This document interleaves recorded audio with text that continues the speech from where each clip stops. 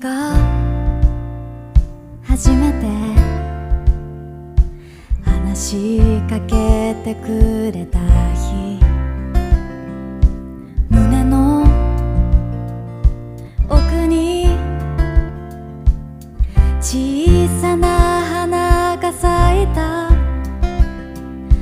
遠いポプラ恥ずかしそうに覗く二人恋の始まり。はしゃぎ合って笑い転げてくすぐったくて愛おしくなって、たまに怒ってすねてみた君の曇り顔と夏の日暮らし。このまま時を止まれ。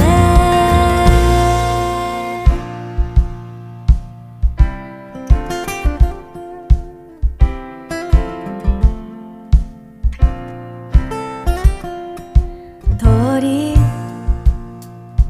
雨に二人雨宿りして、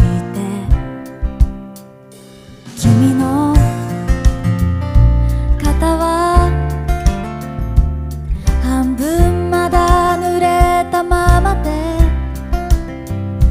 はにかむ私ぎゅっと手握りいた。ずっと一緒にいたいね。ふざけ合って本気で泣いて愛をぶつけて痛みも知った。それでも君は私を一番笑顔にできる魔法を知ってる。今吹く風も笑った。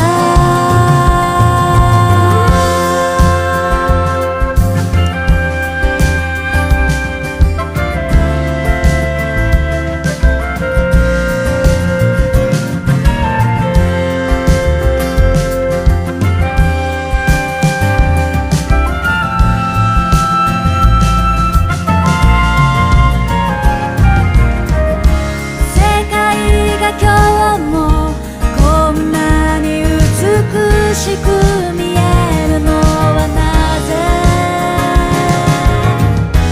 落ち込んでばかりだった昨日さよなら。